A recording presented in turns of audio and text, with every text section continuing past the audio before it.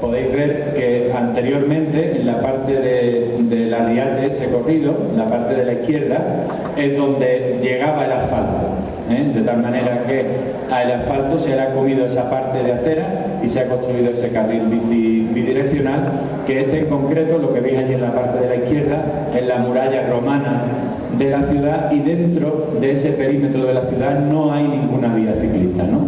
Dentro de ese perímetro de la ciudad, para que os hagáis una idea, son más de 300 hectáreas, ¿no? El casco histórico de Sevilla es el casco histórico más grande de Europa, en donde viven en torno a 70.000 personas y donde se desarrolla toda la actividad política, administrativa, económica, etc., ¿no? Los carriles bici, los 120 kilómetros que existen actualmente, son fuera de ese conjunto histórico, porque dentro del conjunto histórico mucha parte de la trama urbana es una trama urbana islámica, una trama urbana árabe, donde la sección, el ancho de las calles, no permitía en ningún caso segregar el espacio para los diferentes tipos de vehículos, ¿no?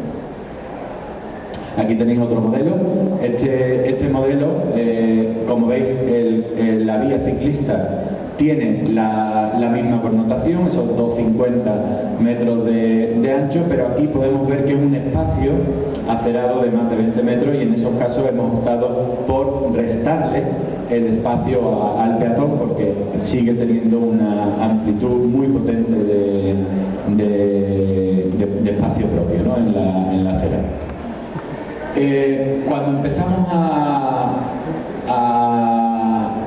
iniciar esta empresa de intentar cambiar la ciudad y que el ciclista se incorporase al paisaje urbano, lo primero fue ver qué es lo que teníamos alrededor, tanto en otras ciudades como en nuestra propia ciudad.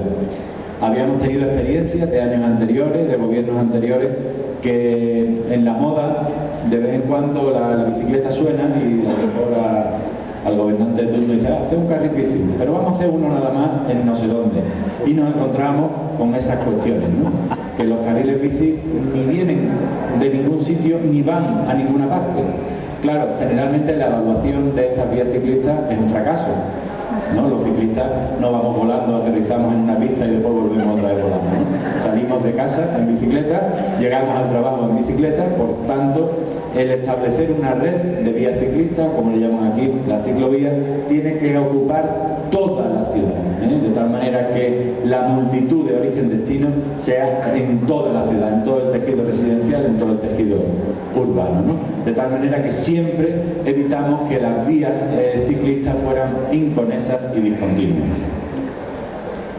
Igualmente, intentamos que en los cruces, en las intersecciones, el ciclista, aunque disminuya un poco de la velocidad, se incorpore con el peatón. Hay por ahí varios estudios donde el 90 o el 95% de las causas por las que cualquier persona, cualquier ciudadana no se monta en la bicicleta y no la usa a diario para ir a trabajar es por miedo. Por lo tanto, entendíamos que la ciclovía, la vía ciclista, tenía que evitar en todo momento los cruces peligrosos y tenía que tener la continuidad en los cruces. Por lo tanto, vemos ya dos características. Una de ellas es la conectividad, es decir, que tiene que estar por toda la ciudad para que la vía ciclista sea útil, y otra, la continuidad en las intersecciones, que aporta seguridad, de tal manera que la vía ciclista es útil por un lado y segura por otro, ¿no? Con esas dos características, la conectividad y la continuidad. Igualmente, por lo que vimos en otras ciudades, como por ejemplo Barcelona, hemos evitado, en la medida de lo posible, que el ciclista, la ciclista, comparta el espacio con el vehículo motorizado. ¿Por qué? Generalmente, cuando se pinta la vía ciclista sobre la calzada, se hace en la margen derecha, si estuviésemos en Inglaterra, en la margen izquierda, se hace en la margen derecha, y casi siempre que el ciclista se encuentra algún obstáculo, que suele ser bastante común, porque evidentemente en la margen margen derecha donde se da el embarque, el desembarque, la carga y descarga, etcétera, etcétera, tienen que sortearlo por la izquierda y incorporarse en los carriles que están reservados para el tráfico motorizado, para el tráfico pesado, con el consiguiente peligro que ello conlleva, ¿no? Por eso optamos por segregarlos de la calzada, eso sí, restando el espacio al vehículo.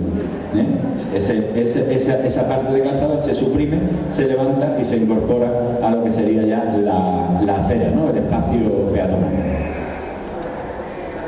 Este es un poco el resultado de otras ciudades que vimos, ¿no?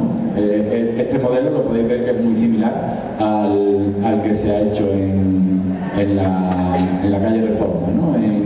En DF, ¿no? No obstante, nuestro modelo, como habéis visto anteriormente, es diferente, porque no ponemos el separador, sino que después levantamos el piso de tal manera que el mantenimiento de la vía ciclista es ajeno al mantenimiento de la parte de calzada, ¿no? Esta red, contaros que lo hicimos absolutamente de la mano del movimiento ciclista y de todas las asociaciones y colectivos que tenían algo que decir en la ciudad al respecto, ¿no? Para ello creamos un órgano especial que se llamaba y que se llama Comisión Cívica de la Bicicleta, donde están representados todos los movimientos ecologistas, movimientos ciclistas, incluso también otras instituciones como las dos universidades que tenían mucho que decir al respecto, en el sentido de que las universidades en Sevilla no tienen un campus específico, sino que tienen muchos. Y una de las peculiaridades de la red ciclista es que todos los espacios universitarios, todas las pequeñitas ciudades universitarias quedaban unidas por la malla, por la red de vías ciclistas, ¿no? De tal manera que a la vez que estábamos planificando, estábamos en contacto e interacción con los movimientos sociales, ¿no? Esta es la portada de lo que fue el plan director de la bicicleta, ¿no?